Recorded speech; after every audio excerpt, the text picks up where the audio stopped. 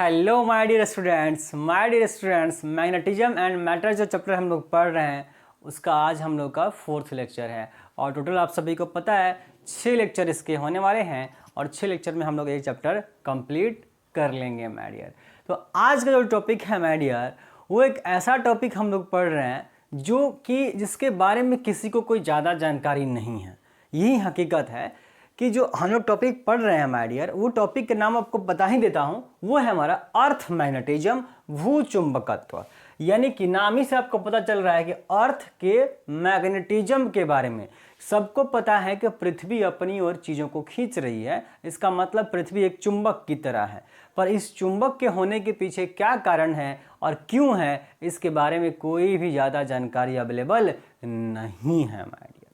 मतलब ये एक ऐसा टॉपिक है जिसके बारे में अगर हम कहें तो सवाल हजारों हैं और जवाब हमारे पास नहीं है। ये अभी रिसर्च का फील्ड है, इसमें अभी काफ़ी सारी जानकारियां आनी बाकी हैं। फिर भी ज़बरदस्ती इसको पढ़ाया जाता है, ऐसे सिलेबस में होना नहीं चाहिए, फिर भी रखा गया है। क्योंकि जिस ऐसे डेटा जिसके ऐसे टॉपिक जिसके बारे में कोई ज़्यादा जानकारी है ही नहीं, उसे जो है ला करके बच्चों को कन्फ्यूज किया जाए, ये ज़्यादा मतलब अच्छा नहीं बात है। लेकिन फिर भी इसे रखा गया है, क्या कर सकते हैं, है तो पढ़ना पड़ेगा। तो जो भी कुछ डेटा हमारे पास है वहाँ से हम लोग थोड़ी बहुत जानकारी इससे लेंगे और इससे बेसिकली हम वो पढ़ लेंगे कम से कम कि अगर कोई एग्जाम में अगर क्वेश्चन आएगा तो हम कर लेंगे। वो टॉपिक हमें पता है जहाँ से एग्जाम में क्वेश्चन आता है, बस आप वो उतना ही जान लीजिए, आपसे क्वेश्चन एग्जाम में नहीं छूटने वाला है। आप जब क्वेश्चन कर ही के आएंगे माय डियर, तो वो टॉपिक हम लोग कवर करेंगे। अब समझ लेते हैं सबसे पहले अर्थ के मैग्नेटिज्म के बारे में। ये है पृथ्वी जो आप देख रहे हैं। अब ये सोच रहा होगा कि भाई दो कान क्या बना रखा है, कान हमारे भी हैं, पृथ्वी के भी कान बना रखा है। बोला सर ये कान वन नहीं है, ये मैग्नेटिक फील्ड लाइंस को रिप्रेजेंट कर दिया गया है। क्योंकि अगर अर्थ हमारा एक मैग्नेट है तो मैग्नेट के पास मैग्नेटिक फील्ड लाइंस होंगी, इसलिए मैग्नेटिक फील्ड लाइंस दोनों तरफ से रिप्रेजेंट कर दिया गया है। अब ये सर्कल जो आपको दिख रहा है ये हमारा क्या है, पृथ्वी है। और पृथ्वी सबको पता है वृत्ताकार तो है नहीं, थोड़ी चपटी सी है, नारंगी के आकार के लोग बोलते हैं, ओवल शेप है इसका। किसा शेप है, ओवल शेप होता है माय डियर। तो ये हमारी अर्थ है। बोला सर अर्थ मैग्नेट होता है, सबसे बड़ा चुंबक हमारा जो हमारे, अगर हम देखें अपनी आंखों से कि आसपास क्या ऐसा है, तो हमारे यूनिवर्स के अंदर हम सबसे बड़ा मैग्नेट अर्थ को ही मान रहे हैं। सारी चीज़ें खींच ले रहा है माय डियर। तो ये सोचते हैं कि भाई अर्थ है, अर्थ के मैग्नेटिज्म को कैसे समझा जाए, कैसे समझा जाए कि अर्थ के पास जो मैग्नेटिज्म है उसका क्या कॉन्सेप्ट है, कैसे ये चीज़ें आ रही हैं। तो बोला इस चीज़ को समझने के लिए क्या किया गया है, ध्यान से देखेंगे। एक बार मैग्नेट को, ये एक बार जो एसन आपको दिख रहा है, एसन क्या है, एक बार मैग्नेट है, एक चुंबक है। इस चुंबक को मान लिया गया है कि एक चुंबक है जो अर्थ के अंदर, अर्थ के कोर पे, सेंटर पे प्रेजेंट है। कहाँ पे है, ये अर्थ का अगर कोर है, सेंटर है, तो सेंटर पे कौन है, एक छड़ चुंबक, एक बार मैग्नेट हम मान लेते हैं इसके मैग्नेटिज्म को समझने के लिए। अब जो चुंबक मान रहे हैं वो चुंबक देखेंगे जरा, ये चुंबक, ये जो पृथ्वी है हमारी, पृथ्वी की दो एक्सिस है, एक वर्टिकल एक हॉरिजॉन्टल एक्सिस। तो जो वर्टिकल एक्सिस होती है पृथ्वी की, वर्टिकल एक्सिस को हम लोग बोल रहे हैं जियोग्राफिकल एक्सिस। क्या बोलते हैं, ये रहा जियोग्राफिकल एक्सिस, नीचे में लिख रखा है, देखेंगे ये जो लाइन है ऊपर वाले, ये जो नीचे आ रही है, इसको जियोग्राफिकल एक्सिस नाम दे रखा है। जियोमेट्रिकल एक्सिस भी कुछ लोग बोलते हैं, जियोग्राफिकल एक्सिस नाम दे रखा है।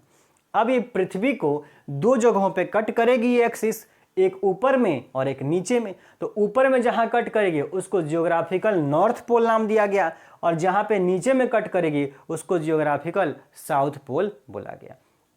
अब ये बात हो गई इसकी। अब बोला ये वर्टिकल की बात हुई, हॉरिजॉन्टल की बताइए। तो हॉरिजॉन्टल भी एक एक्सिस है और इस हॉरिजॉन्टल एक्सिस को हम लोग बोलते हैं इक्वेटर। क्या बोलते हैं, इक्वेटर बोलते हैं। तो वर्टिकल में पोल होता है और हॉरिजॉन्टल में इक्वेटर होता है। ये बात आपको दिमाग में रखनी है कि अगर पृथ्वी है तो ये इस वाली लाइन पे पोल्स प्रेजेंट होंगे, यहाँ नॉर्थ पोल होगा, यहाँ साउथ पोल होगा, ठीक है। और यहाँ पे ये जो लाइन है इसको हम लोग इक्वेटर बोलते हैं। तो क्या बोलते हैं, इक्वेटर बोलते हैं, ठीक। अगर ऐसे बोला जाए तो मैग्नेटिज्म की चर्चा अगर नहीं कर रहे हो तो अगर मैग्नेटिज्म बात कर रहे हैं तो थोड़ा सा और इसमें चीज़ें आएंगी। क्या आएंगी भाई? एक मैग्नेट जो माने हैं तो हम सभी को पता है कि जो चुंबक होता है, चुंबक के नॉर्थ पोल और साउथ पोल को जो मिलाने वाली लाइन होती है उसको चुंबकीय अक्ष बोलते हैं, मैग्नेटिक एक्सिस बोलते हैं। बोला सर बिल्कुल सही बात है, ये साउथ पोल और नॉर्थ पोल इसको जो मिलाने वाली जो ये लाइन है इसको क्या बोलेंगे? Magnetic axis. ये देखिए चुंबकीय अक्ष लिख रखा है, मैग्नेटिक एक्सिस है हमारे। ठीक, अब ये मैग्नेटिक एक्सिस जो है ऊपर में जहां पृथ्वी को कट कर रही है उसको मैग्नेटिक नॉर्थ पोल, और जहां नीचे में कट कर रही है वो मैग्नेटिक साउथ पोल। अब यहां पे एक बात है जिसको आपको ध्यान में रखना होगा कि जो हम चुंबक मानते हैं वो चुंबक उल्टा होता है, साउथ पोल ऊपर नॉर्थ पोल नीचे।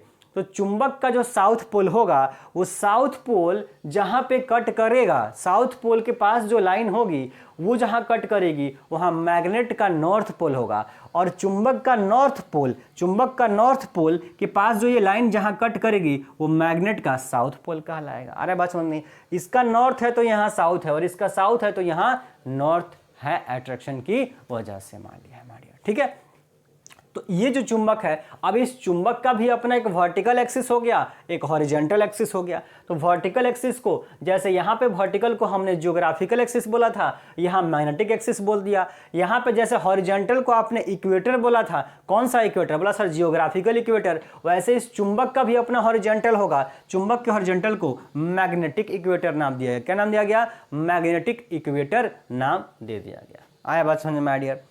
अब ये चूंकि ये सब कुछ क्या है, अर्थ का मैग्नेटिज्म का कॉन्सेप्ट देता है कि ये जो पोल है, ये जो आपका मैग्नेट है, ये मैग्नेटिक फील्ड प्रोड्यूस करता है। और हमको पता है नॉर्थ पोल से मैग्नेटिक फील्ड लाइन से निकलती हैं और साउथ पोल की ओर मूव करती हैं। इसलिए देखिए यहाँ से नॉर्थ पोल से ये निकलती हुई जा रही हैं साउथ की तरफ, नॉर्थ से साउथ की तरफ। ये देखिए नॉर्थ से साउथ की ओर तीर का निशान बना रखा है मैडियर। तो ये अर्थ का मैग्नेटिक फील्ड का कॉन्सेप्ट समझने के लिए थोड़ी सी डायग्राम हमने देख लिया। इस डायग्राम से दुनिया में कोई क्वेश्चन नहीं पूछा जाएगा माय डियर। ठीक है, अब बोला सर इससे रिलेटेड एक बात है। क्या बात है कि सर अर्थ का मैग्नेटिज्म आप ये फोटो से कुछ समझा रहे हैं, लेकिन कारण क्या है? पृथ्वी एक चुंबक है, ठीक है, तो चुंबक है तो क्यों मान ले कि चुंबक है? क्या कारण है कि पृथ्वी को एक चुंबक माना जाए? तो बोला अगर पृथ्वी के चुंबक को, मगर पृथ्वी को एक चुंबक मानने के अगर पीछे देखा जाए कारण, तो वैसे तो बहुत सारे कारण हो सकते होंगे, लेकिन अभी तक कोई एक फिक्स कारण पता ही नहीं है। मैंने अभी बोला ये टॉपिक अनसर्टेन है, इसके बारे में कोई ज़्यादा जानकारी नहीं है। फिर भी माय डियर जो एक ऐसा चीज़ है जिसको मान करके कम से कम चला जाए, वो क्या है? उसको फिलहाल जो क्या साइंटिस्ट मान के इसको चलते हैं कि पृथ्वी के अंदर कोर में आप सभी को पता है जो लोहा होता है, जो एल्युमिनियम है, ये सब कहाँ प्रेजेंट हैं? अंदर में प्रेजेंट होते हैं, कोर में। वहाँ से हम लोग निकाल के लाते हैं। और ऐसा नहीं कि वहाँ पे आपका लोहा का टुकड़ा पड़ा हुआ है नहीं मैडियर, कैसा है? पिघला हुआ है, मॉल्टेन फॉर्म में है, एकदम से पिघला हुआ लोहा यहाँ से निकलता है। बाद में हम उसको सॉलिडिफाई करते हैं, सॉलिड में कन्वर्ट करते हैं। ठीक है, तो बोला सर यहाँ से जो कोर में जो मॉल्टेन लिक्विड्स प्रेजेंट है, जिसमें बहुत सारे कंडक्टर्स होते हैं भाई, एल्युमिनियम, लोहा, निकल, कोबाल्ट, सब ऊपर हवा में थोड़ा ना होता है, कहाँ? पृथ्वी से नीचे निकलता है मैडियर। तो अंदर से कोर में निकलता है। बोला कोर से भी, कोर में मॉल्टेन फॉर्म में है, लिक्विड के फॉर्म में है।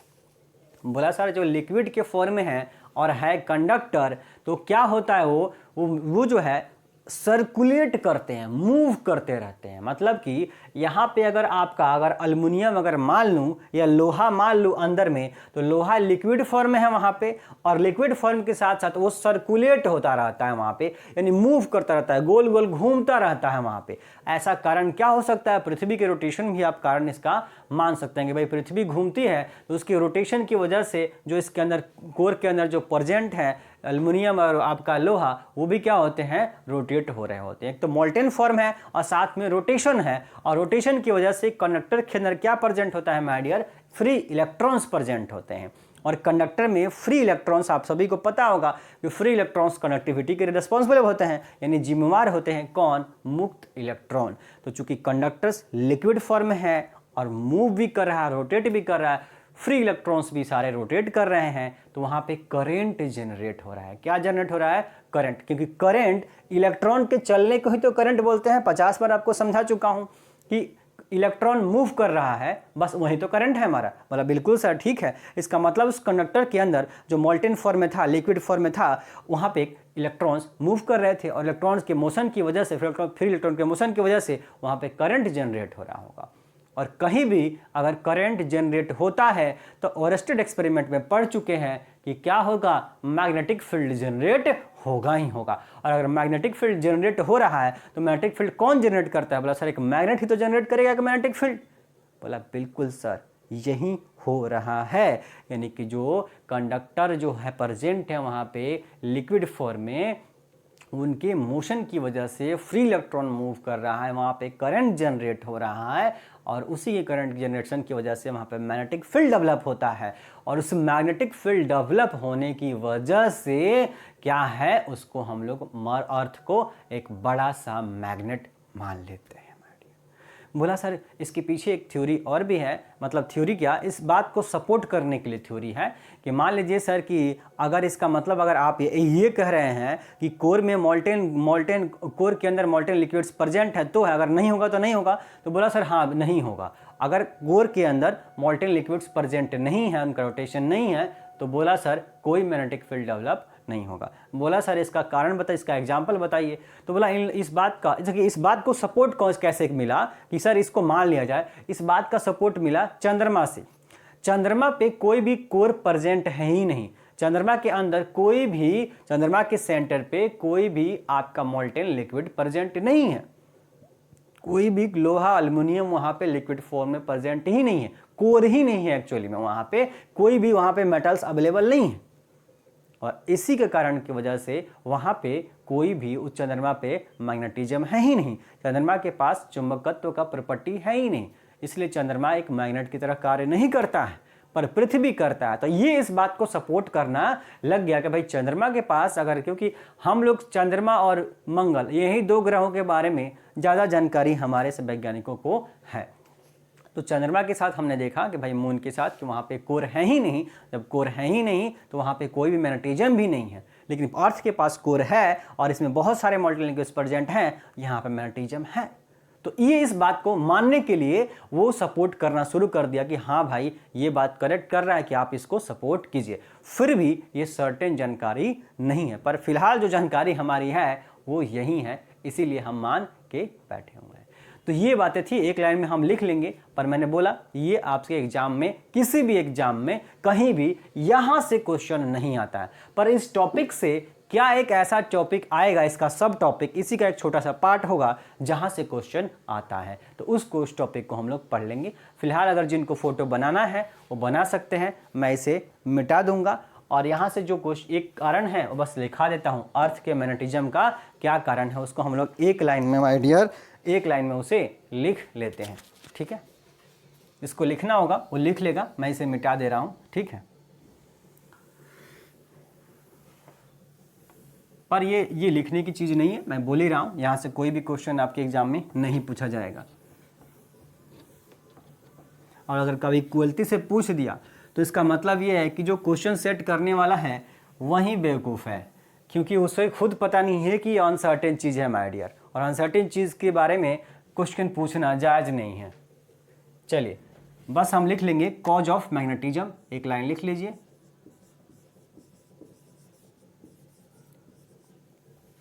कॉज ऑफ अर्थ मैग्नेटिज्म, पृथ्वी के चुंबकत्व का कारण।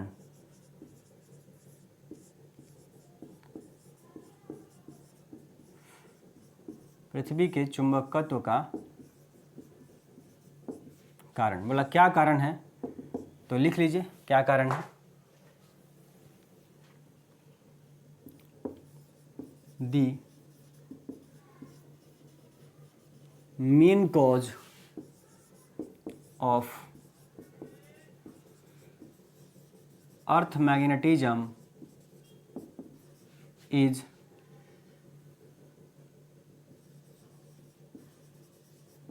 assumed the circulation, ऐसे लिखिए,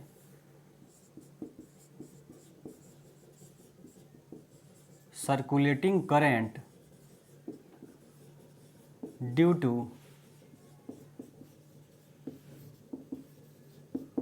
molten liquid present at the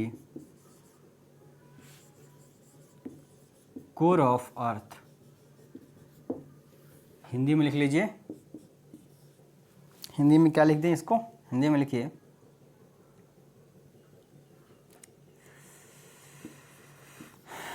पृथ्वी के क्रोड में उपस्थित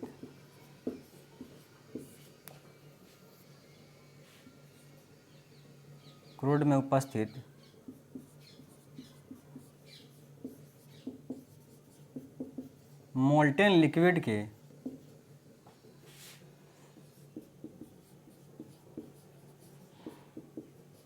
सर्कुलेशन के कारण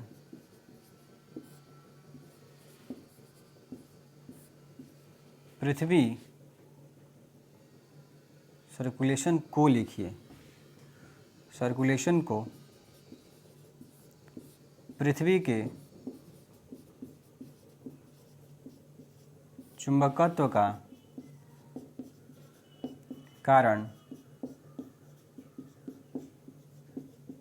माना जाता है। नोट कर लीजिए माय डियर, मैं हट जाता हूं, आप फटाफट से वीडियो पॉज करके लिख लेंगे माय डियर।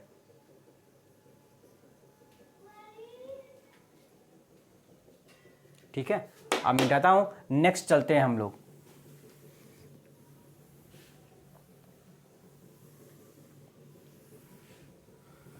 ये लिख लीजिए फिलहाल। नेक्स्ट हेडिंग बनाइए,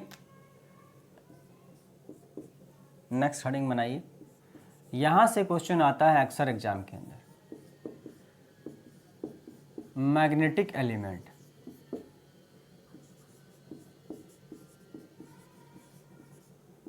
चुंबकीय एलिमेंट, बोला ये काफी इंपॉर्टेंट है।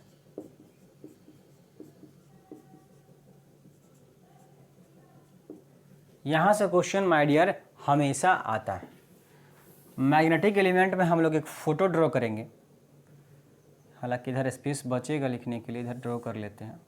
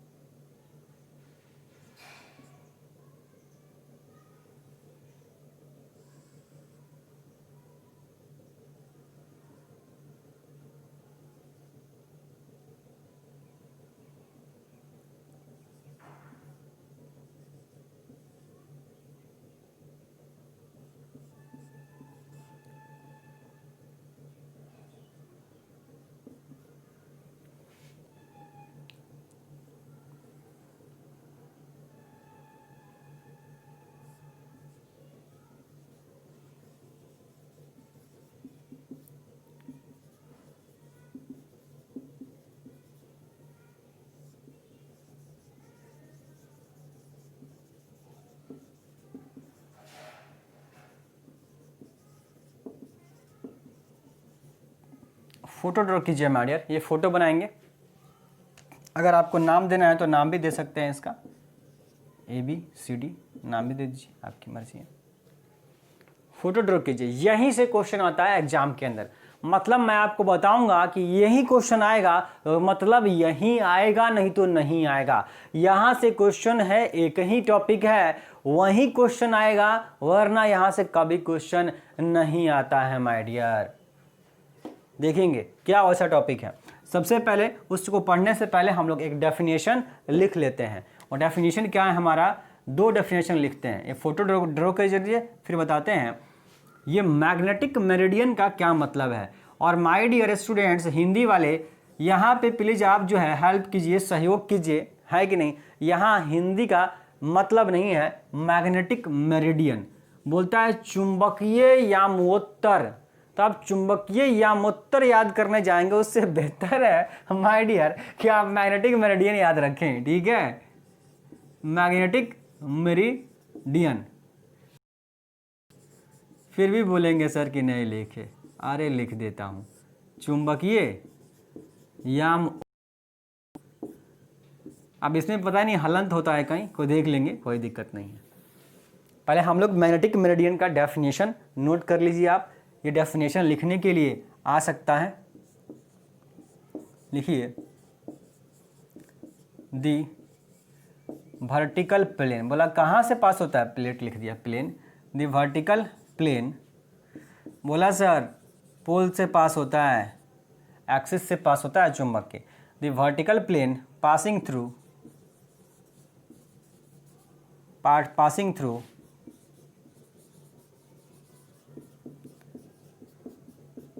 magnetic axis of a freely suspended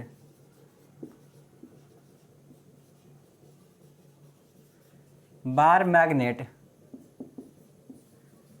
is called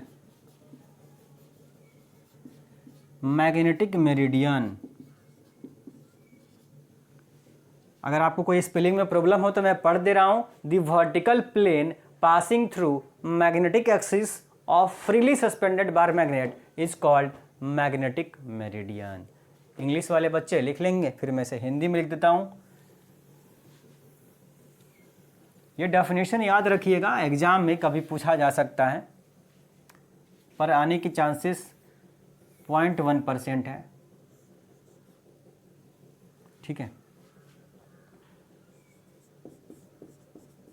किसी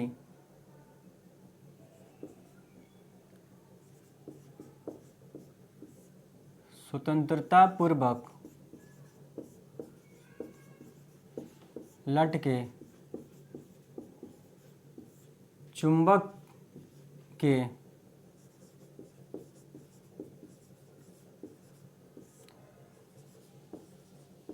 चुंबकीय अक्ष के लंबवत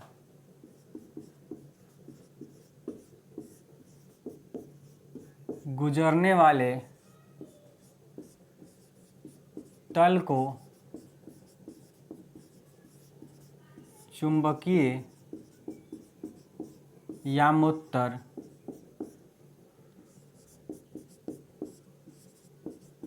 कहा जाता है। ठीक है माय डियर, डेफिनेशन नोट कीजिए, फटाफट नोट कीजिए डेफिनेशन, वीडियो पॉज कीजिए और नोट कीजिए। फिर हम लोग नेक्स्ट चलते हैं, जहाँ से एग्जाम में क्वेश्चन आता है उसे देखेंगे। मिटा दे रहा हूँ। एक प्लेन है जो एक्सिस के परपेंडिकुलर है, मतलब मान लीजिए अगर ये हमारा क्या है, चुंबक है, तो चुंबक का एक्सिस ये होगा, तो इस एक्सिस के परपेंडिकुलर कोई प्लेन हम ले रहे हैं। इस एक्सिस के कोई परपेंडिकुलर अगर ये प्लेन है तो इस प्लेन का नाम दिया गया क्या, मैग्नेटिक मेरिडियन। क्या नाम दिया गया, मैग्नेटिक मेरिडियन। चुंबक के अक्ष के लंबवत पास करने वाला, गुजरने वाला कौन, एक प्लेन, एक सतह। इस प्लेन को क्या बोलेंगे, मैग्नेटिक मेरिडियन बोलते हैं, चुंबकीय यामोत्तर बोलते हैं मैग्नेट। ठीक है, लिख लेंगे, वीडियो पॉज करके डेफिनेशन आप नोट कर लेंगे ऊपर से मारिए। अब जो नेक्स्ट नंबर है, यहीं से क्वेश्चन आएगा, यहीं से क्वेश्चन आता है माय डियर।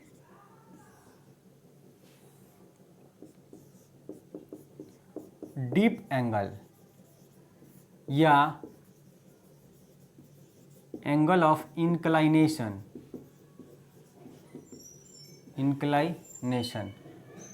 डीप एंगल या एंगल ऑफ इंक्लाइनेशन डेल्टा। ये डेल्टा क्या है मैडम, देखेंगे। ये आपका मैग्नेटिक मेरिडियन, यानी कि अर्थ के मैग्नेटिक फील्ड को समझने के लिए हमने एक बीच में चुंबक मान लिया था। उस चुंबक का जो अक्ष था, चुंबकीय अक्ष, उसके लंबवत एक प्लेन है और उस प्लेन का नाम दिया गया है मैग्नेटिक मेरिडियन। अब इस मैग्नेटिक मेरिडियन में, इस प्लेन में अर्थ का, चुंबक का टोटल मैग्नेटिक फील्ड कितना है, हमने टोटल मैग्नेटिक फील्ड को दिखाया है बी से। ये बी है टोटल मैग्नेटिक फील्ड पृथ्वी का। कहाँ पर? इस मैग्नेटिक मेरिडियन के अंदर। मानिए बार बार मैं मैग्नेटिक मेरिडियन का डेफिनेशन भी बता दिया, 2 बार समझा भी दिया कि एक प्लेन है जो मैग्नेट है उसके एक्सिस के परपेंडिकुलर है, ये मैग्नेटिक मेरिडियन है। तो इस मैग्नेटिक मेरिडियन में जो आपका टोटल अर्थ मैग्नेटिक फील्ड है, ये बी क्या है? पृथ्वी का कुल चुंबकीय क्षेत्र है, पृथ्वी का कुल चुंबकीय क्षेत्र। ये इस प्लेन का ये हॉरिजेंटल लाइन है, क्षैतिज लाइन, और ये ऊर्ध्वाधर लाइन है। ये क्षैतिज है, ये ऊर्ध्वाधर है, ये हॉरिजेंटल है, ये वर्टिकल है, ये हॉरिजेंटल है, ये वर्टिकल है। तो हॉरिजेंटल लाइन के साथ क्षैतिज के साथ कितना कोण बनाती है पृथ्वी का कुल चुंबकीय क्षेत्र? पृथ्वी का कुल चुंबकीय क्षेत्र यानी कि बी, यानी कि टोटल मैग्नेटिक फील्ड, ये जो मैग्नेटिक मेरिडियन है, ये जो प्लेन है, इसके हॉरिजेंटल लाइन के साथ क्षैतिज लाइन कौन है? बोला ए बी है। ए बी के साथ कितना कोण बनाती है? बोला सर यही तो बनाती है, ये टोटल मैग्नेटिक फील्ड था बी, और बी इस हॉरिजेंटल के साथ कितना एंगल बना रहा है? बोला सर ये डेल्टा। इसी डेल्टा को हम लोग बोलते हैं क्या? Deep angle. क्या बोलते हैं? डीप एंगल बोलते हैं। याद रखेंगे, नमन कोण बोलते हैं। क्या बोलते हैं हिंदी में? नमन कोण बोलते हैं। नमन कोण डीप एंगल या एंगल ऑफ इंक्लाइनेशन भी बोलते हैं। याद रखेंगे डीप एंगल का डेफिनेशन। तो डेफिनेशन लिख लीजिए, द एंगल मेड बाय, क्या हो जाएगा? Total earth magnetic field made by total earth magnetic field, मतलब किसके साथ? With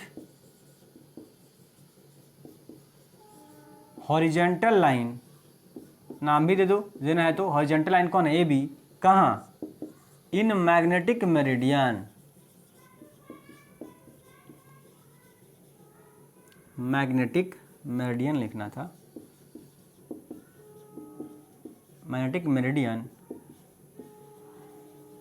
is called as dip angle. फटाफट से माय डियर इंग्लिश मीडियम के बच्चे नोट करेंगे, डीप एंगल। यही वो टॉपिक है अर्थ मैग्नेटिक फील्ड का जहां से क्वेश्चन आएगा, और नहीं तो नहीं आएगा इस टॉपिक से कोई क्वेश्चन। अर्थ मैग्नेटिक फील्ड में नमन कोण से ही क्वेश्चन आता है माय डियर। ठीक है, ये लिख लेंगे परिभाषा, हिंदी में लिख देता हूं।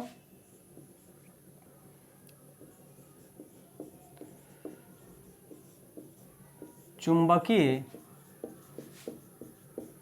यामोत्तर में पृथ्वी का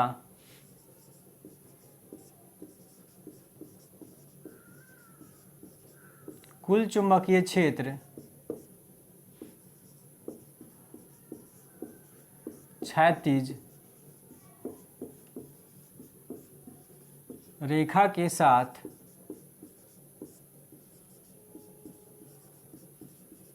जो कोण बनाती है उसे नमन कोण कहा जाता है। उसे नमन कोण कहा जाता है। वीडियो पॉज करके मारिए, सब कुछ लिख लेंगे, डेफिनेशन वगैरह आप सब कुछ लिख लेंगे। बोला सर बिल्कुल ठीक है सर। ठीक है, ये देखिए, ये अर्थ का कुल चुंबकीय क्षेत्र है बी। बोला कहाँ? इस मैग्नेटिक मेरिडियन के अंदर। ये पृथ्वी का कुल चुंबकीय क्षेत्र है। अब इसका अगर कंपोनेंट अगर आप तोड़ेंगे, कंपोनेंट, बोला सर ये डेल्टा किसके साथ बना रखा है? बोला हॉरिजेंटल के साथ। आपको न जाने अभी तक पिछले 1.5-2 महीने में कितनी बार बोला हूं कि अगर हमको कंपोनेंट तोड़ना है तो जिसके साथ कोण बना रहा होगा, थीटा गिवन होगा, उसके साथ कॉस और उसके परपेंडिकुलर में साइन। तो बोला सर ये बी जो है, बी इस एच के साथ हॉरिजेंटल के साथ कितना एंगल बनाया है? डेल्टा। तो एच वाले साइड में क्या हो जाएगा? कॉस हो जाएगा। और एच के लंबवत कौन है? बोला ये है। ये क्षैतिज है, ये ऊर्ध्वाधर है। ये दोनों क्या होते हैं? एक दूसरे के लंबवत। बोला लंबवत साइड में कौन आएगा? बोला साइन आएगा। और इधर कौन आएगा? कॉस। तो यहां पर लिखेंगे फ्रॉम फिगर। ये डेफिनेशन खत्म हो गया मैट्रिक डीप का, लेकिन इसी में सारी कहानी है। लिखेंगे फिगर से। ये h बराबर अगर हमको लिखना हो हॉरिजेंटल में, तो बोला हॉरिजेंटल में क्या होता है? बोला कॉस होता है। इस b का कॉस हो जाएगा। यानी कि बी कॉस डेल्टा हॉरिजॉन्टल में। बोला ये हॉरिजॉन्टल इधर होगा तो इसके लंबवत कौन है, बोला इसके लंबवत तो ये है, तो लंबवत में कौन है, बोला साइन आएगा सर, यानी कि भी इक्वल टू क्या हो जाएगा my dear, B sine delta. आया बात समझ में। हॉरिजॉन्टल में डेल्टा बना रखा था तो कॉस हो जाएगा, इधर क्या हो जाएगा, साइन हो जाएगा। अब माय डियर जरा इसको डिवाइड करवाइए, तो इसको 1 मान लीजिए और इसको 2 मान लीजिए। कई बार यहाँ से भी क्वेश्चन आता है माय डियर, यहाँ से भी क्वेश्चन कई बार आता है हॉरिजॉन्टल और वर्टिकल से, तो आप याद रखेंगे अगर आपको डीप एंगल दिया है, सुनिए मेरी बात, अगर क्वेश्चन में आपको डीप एंगल है, डेल्टा क्या है, डीप एंगल है, तो अगर डीप एंगल दिया है, अर्थ का कुल चुंबकीय क्षेत्र दिया है और आपसे हॉरिजॉन्टल कंपोनेंट पूछा जाए तो नहीं बता देंगे, बोला बता देंगे सर, बिल्कुल बता देंगे, वर्टिकल भी बता देंगे।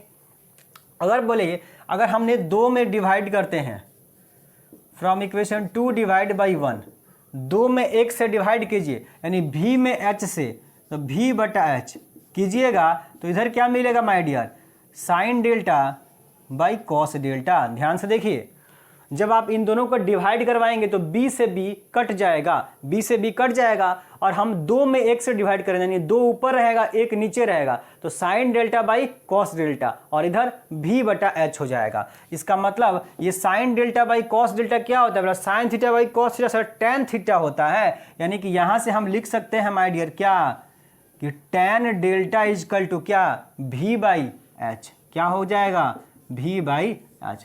और यही वो फार्मूला है जहां से माय डियर एग्जाम में क्वेश्चन मोस्टली आता है, 99% चांस होता है कि क्वेश्चन एग्जाम में यहीं से आएगा, इसी फार्मूले से न्यूमेरिकल क्वेश्चन दे सकता है। अगर मान लो हमसे क्वेश्चन पूछे कि सर मैग्नेटिक मेरिडियन में वर्टिकल और हॉरिजॉन्टल कंपोनेंट का मान आपस में बराबर है, तो डीप एंगल की वैल्यू बताइए। सुन लीजिए फिर से क्वेश्चन आता है, क्वेश्चन ये अगर हमसे कहा जा रहा है कि वर्टिकल कंपोनेंट और ये हॉरिजॉन्टल, ये वर्टिकल हो गया ऊर्ध्वाधर मान और ये क्षैतिज मान, दोनों का मान अगर समान हो, बराबर हो, तो डीप एंगल नमन कोण का मान कितना होगा। तो बोला सर अगर दोनों का मान आपस में बराबरी है तो कट के 1 नहीं हो जाएगा, बोला सर कट के 1 हो जाएगा। इसका मतलब टेन डेल्टा का मान 1, तो टेन डेल्टा, टेन के कितना कोण पे वैल्यू 1 होता है, बोला सर 45 डिग्री पे 1 कोण होता है, 45 डिग्री पे वैल्यू कितनी होती है, 1 होती है, तो डेल्टा का मान कितना हो जाएगा, बोला सर 45 डिग्री हो जाएगा। ऑब्जेक्टिव क्वेश्चन में आ सकता है क्वेश्चन कि अगर वर्टिकल और हॉरिजॉन्टल कंपोनेंट का मान 1 है तो डीप एंगल का मान कितना होगा, बोला सर कितना हो जाएगा, 45 डिग्री हो जाएगा। तो आप आसानी से निकाल देंगे, यही वो क्वेश्चन है। अगर आपको वर्टिकल हॉरिजॉन्टल दिया है तो डीप निकाल लेंगे, अगर डीप एंगल डेल्टा दिया है तो वर्टिकल हॉरिजॉन्टल में से जो पूछेगा वो हम लोग निकाल लेंगे। फटाफट से ड्रॉ कीजिए माय डियर, लिखिए, बल्कि फटाफट से अपनी कॉपी में लिखेंगे my dear. Most important formula है, यहाँ से क्वेश्चन आता ही, यानी मैं ये कहूँ कि पूरे मैग्नेटिज्म वाले चैप्टर में यहाँ से अगर कभी क्वेश्चन आएगा न्यूमेरिकल तो यहाँ से आने की बहुत संभावना होती है। Tan delta is equal to v by H, vertical by horizontal tan delta होता है। मैं हट चुका हूं, वीडियो आप लिख चुके होंगे, मैं मिटा रहा हूं।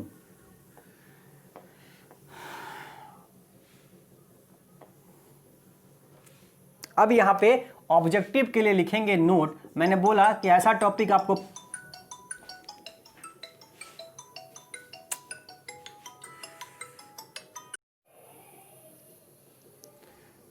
कोई बात नहीं है माय डियर, एक इंपॉर्टेंट कॉल आ गया था, कोई दिक्कत नहीं है। चलिए आगे पढ़ लेते हैं।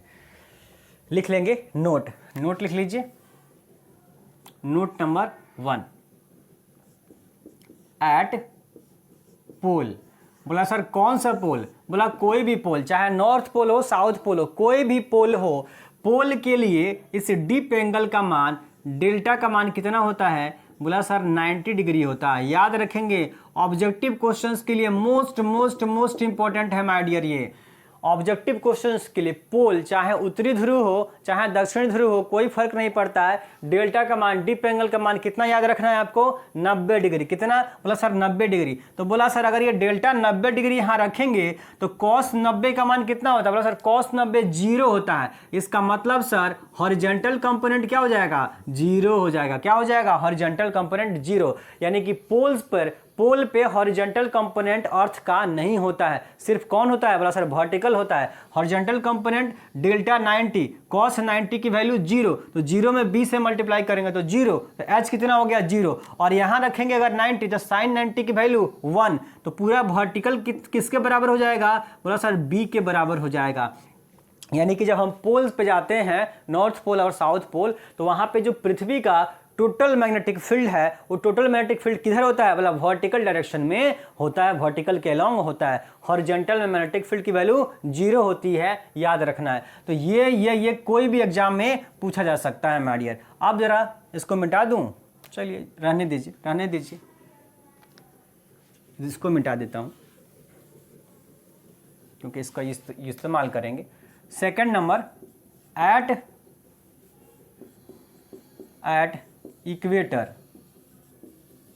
इक्वेटर पे याद रखेंगे, ये पोल हो गया, ये इक्वेटर हो गया। बोला सर इक्वेटर पे अगर हम बात करें तो डेल्टा की वैल्यू कितनी होती है, बोला सर 0 डिग्री। तो ऑब्जेक्टिव में क्वेश्चन आता है कि पोल पे डेल्टा कितना होता है, डीप एंगल कितना होता है, बोला 90 डिग्री।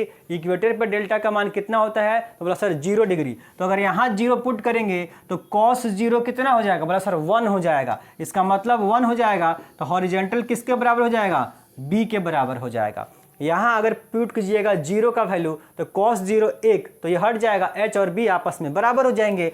और यहाँ पे अगर 0 पुट कीजिएगा तो साइन 0 की वैल्यू 0, तो 0 में b से गुणा करेंगे तो 0, तो वर्टिकल कितना हो जाएगा, बोला सर 0 हो जाएगा। तो उल्टा होता है, इक्वेटर पे जाएंगे तो सारा का सारा मैग्नेटिक फील्ड पृथ्वी का हॉरिजॉन्टल डायरेक्शन में होता है, वर्टिकल में कोई मैग्नेटिक फील्ड नहीं होता है।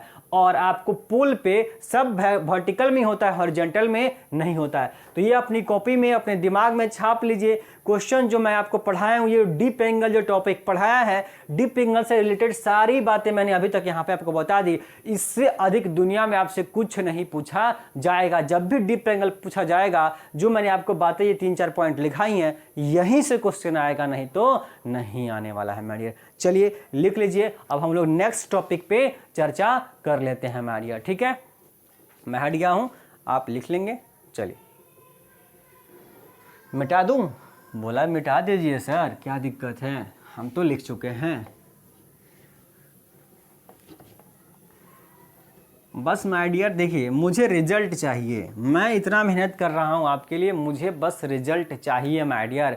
आप दिमाग में बैठा लीजिए कि आपको लाना है, आप अपना गोल सेट कर लीजिए और आप जैसे मैं चाहता हूँ वैसे आप करके देखिए माय डियर। आप 80+ मार्क्स आपका तय है तो तय है। और जैसा मैं आपको फिजिक्स के लिए कह रहा हूं, अगर ऐसा ही अगर आप केमिस्ट्री, बायो व मैथ के लिए भी करते हैं तो आपका ओवरऑल परसेंटेज 85-90% मार्क्स आपका ओवरऑल बनेगा ही बनेगा माय डियर। और फिजिक्स में तो 80-90% बनना ही बनना है आपका। इस 100 दिनों की मेहनत आपको करनी है बस। चलिए सारी वीडियो देखनी है माय डियर। वीडियो अगर आप पीछे का नहीं, कोई भी वीडियो अगर आप मिस किए हैं तो आप समय दीजिए, अभी समय है आपके पास, पीछे की वीडियो जाइए, देखिए और नोट्स बनाइए। ये कहानी हो गई माय डियर, ठीक है। अब जो है एक चीज मैं आपको बताना चाहता हूं, 2 चीजें हैं, इसको मैं लिखाऊंगा नहीं, जस्ट आपको समझाने की कोशिश करता हूं, ठीक। एक है मैग्नेटाइजिंग इंटेंसिटी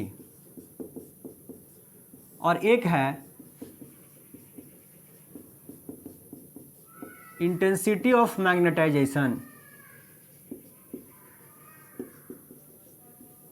2 बातें हैं माय डियर, एक है इंटेंसिटी ऑफ मैग्नेटाइजेशन और एक है मैग्नेटाइजिंग इंटेंसिटी। और जब इसका नाम हिंदी में जाएंगे तो हिंदी में दोनों का नाम सेम ही तरीके से बन जाता है माय डियर। फिर अगर आप सोचेंगे भी तो देखेंगे सर ये तो देखिए मैग्नेटाइजिंग इंटेंसिटी और इंटेंसिटी ऑफ मैग्नेटाइजेशन, दोनों तो सर सेम ही चीज़ हमको लग रहा है। बिल्कुल, मैग्नेटाइजिंग इंटेंसिटी और इंटेंसिटी ऑफ मैग्नेटाइजेशन, मतलब दोनों सेम ही चीज़ हमको पढ़ने से तो नहीं लग रहा है कि दोनों सेम ही है माय डियर। तो दोनों बातें सेम है। अच्छा, यहाँ पे हिंदी बड़ा मुश्किल है माय डियर बता पाना, क्योंकि हिंदी होती है इसकी चुंबकन तीव्रता, चुंबकन तीव्रता, और इसके लिए भी हिंदी हम लोग लगभग यही लिखते हैं, दोनों के लिए लगभग सेम ही नाम आता है। तो बोला सर फिर अंतर क्या है दोनों में, ये हमको बताइए। दोनों ये कहता है इंटेंसिटी है मैग्नेटाइजिंग इंटेंसिटी और ये है इंटेंसिटी मैग्नेटाइजेशन इंटेंसिटी। दोनों सेम ही बात कह रहे हैं, पढ़ने से तो दोनों सेम ही लग रहा है। बोला सर अंतर है यहाँ पे माय डियर। क्या अंतर है जरा सुनिए मेरी बात। मेरे पास 100 रुपये है, मैंने दुकानदार से 50 रुपये का सामान खरीदा, 100 रुपये का नोट दे दिया, तो दुकानदार क्या करेगा, 100 रुपये रख लेगा क्या? बोला नहीं रखेगा। क्या करेगा, 50 रुपये रख लेगा, 50 रुपये मुझे वापस कर देगा माय डियर। यही तो दोनों में फ़र्क है माय डियर, बस सेम फर्क इसके अंदर प्रेजेंट है। बोला सर ये क्या कह रहे हैं, मुझे तो कुछ समझ में नहीं आ रहा, ये आप क्या बोल रहे हैं, 50 रुपये दे दिया, 50 रुपये लौटा दिया, क्या चल रहा है? बोला समझ जाओगे, देखो कैसे समझ जाओगे, दोनों में फ़र्क क्या है। बोला सुन लो मेरी बात।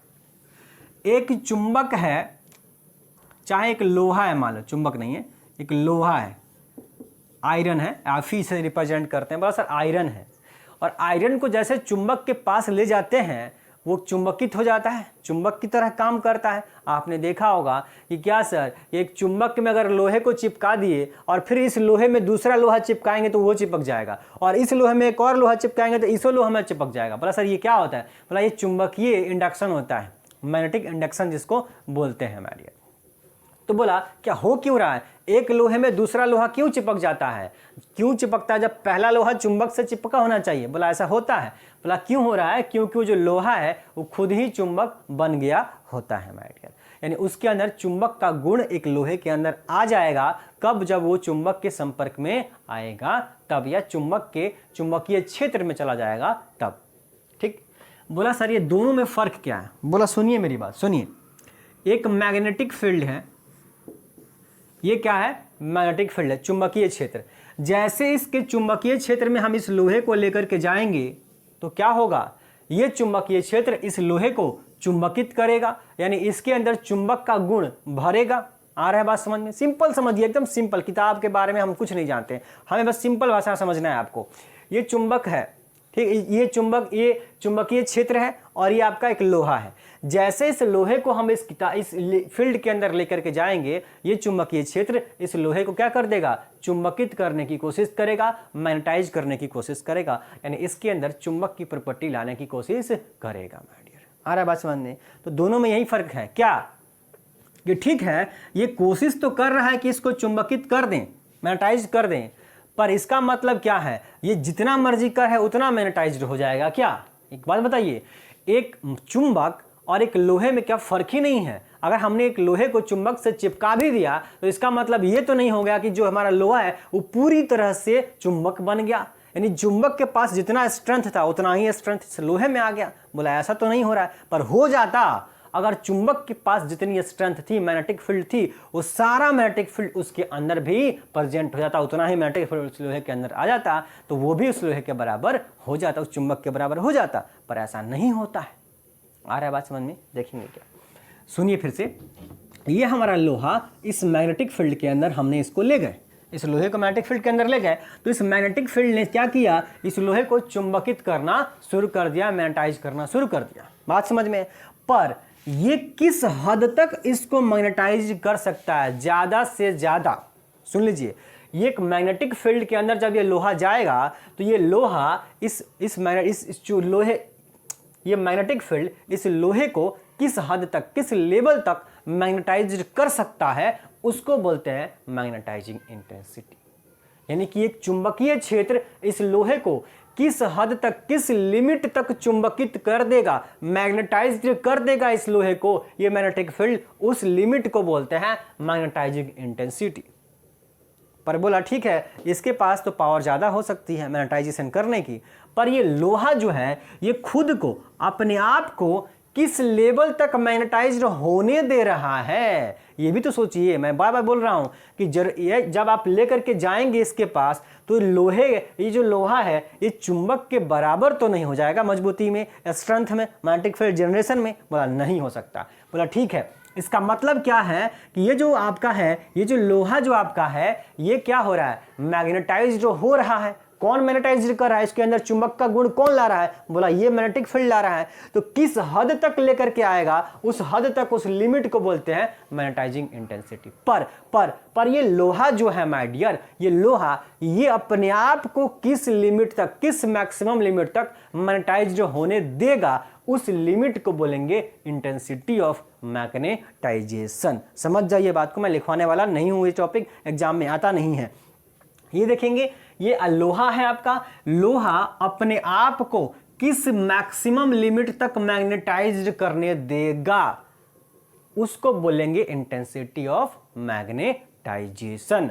और ये मैग्नेटिक फील्ड इसको किस लिमिट तक मैग्नेटाइज करना चाहता है या कर सकता है, उसको बोलेंगे मैग्नेटाइजिंग इंटेंसिटी। आ रहा है बात समझ में? तो दोनों ही बातें क्या होती हैं, एक दूसरे के प्रोपोर्शनल होती है। इंटेंसिटी ऑफ मैग्नेटाइजेशन को I से रिप्रेजेंट करते हैं और मैग्नेटाइजिंग इंटेंसिटी को H से रिप्रेजेंट करते हैं। आ रहा है बात समझ में? इसको बोलते हैं I से, उसको बोलते हैं H से रिप्रेजेंट करते हैं। ठीक है, अब जो है ये जो इंटेंसिटी ऑफ मैग्नेटाइजेशन है, यानी कि जो लोहा है माय डियर, ये जो लोहा है वो लोहा क्या कर रहा है, ये जो लोहा है ये लोहा अपने आप को मैग्नेटाइज्ड होने दे रहा है और ये इसको मैग्नेटाइज्ड कर रहा है। तो ये अगर मैग्नेटाइजेशन करेगा तभी तो ये होने भी दे रहा है अपने आप को कि मैग्नेटाइज्ड करो। इसके अंदर ये प्रॉपर्टी है मैग्नेटाइजेशन की, हम मैग्नेटाइज होंगे। इसीलिए जो आई होता है, आई कि ये किस लेवल तक मैग्नेटाइज्ड होगा, वो प्रोपोर्शनल होगा किस पर, किसके प्रोपोर्शनल होगा, इस एच के प्रोपोर्शनल होता है। यानी कि ये मैग्नेटिक फील्ड इसको किस लिमिट तक मैग्नेटाइज करना चाहता है उसके प्रोपोर्शनल होता है।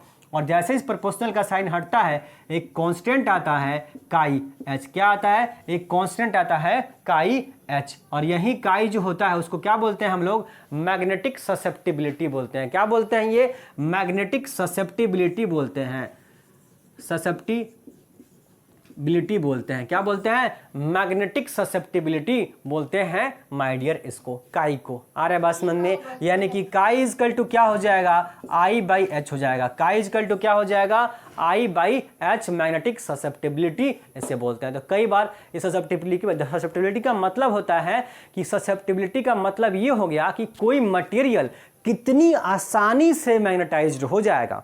कोई मटेरियल जैसे कि लोहा जितनी आसानी से मैग्नेटाइज हो सकता है उतनी आसानी से हो सकता है एल्युमिनियम नहीं हो, उस आसानी से हो सकता है आपका कॉपर नहीं हो। तो ये बात समझिए आप कि कोई मटेरियल किस लिमिट तक मैग्नेटाइज्ड हो सकता है, कितनी आसानी से मैग्नेटाइज्ड हो सकता है, उस आसानी को, उस आसान वाली बात को कि कितनी आसानी से कोई मटेरियल मैग्नेटाइज्ड हो रहा है, उसको हम लोग क्या बोलते हैं, ससेप्टिबिलिटी बोलते हैं। आया बात समझ में? तो ये कुल मिला के चीजें थी, ये आप नोट कर लेंगे। ये ऑब्जेक्टिव क्वेश्चंस के लिए माय डियर ये नोट कर लीजिए। और आपको एक रिलेशन इलेक्ट्रोस्टैटिक्स में भी लिखा चुका हूं, यहां भी आप लिख लीजिए mu R is equal to 1 plus chi. तो ये ऑब्जेक्टिव क्वेश्चंस के लिए ये रिलेशन आप लिख लेंगे। यहाँ पे काई मैग्नेटिक ससेप्टिबिलिटी है और वहां पे इसी काई को इलेक्ट्रिकल ससेप्टिबिलिटी बोलते हैं। ठीक, तो ये रिलेशन आप नोट कर लेंगे और जो कहानी मैंने समझाया उसको दिमाग में रखेंगे। मिलते हैं माय डियर नेक्स्ट क्लास में। वीडियो शेयर कीजिए माय डियर, इस परिवार को बहुत बड़ा बनाना है माय डियर। अभी ये शुरुआती पीरियड है माय डियर, इसको आपको बहुत आगे तक लेके जाना है और ये तभी पॉसिबल है जब आप इसमें सहयोग करें। बस आपको करना है कि हर वीडियो अपने सारे दोस्तों तक, सारे सर्कल तक पहुंचाना है माय डियर। चलिए मिलते हैं अगले क्लास में। क्या कौन सा अगली क्लास?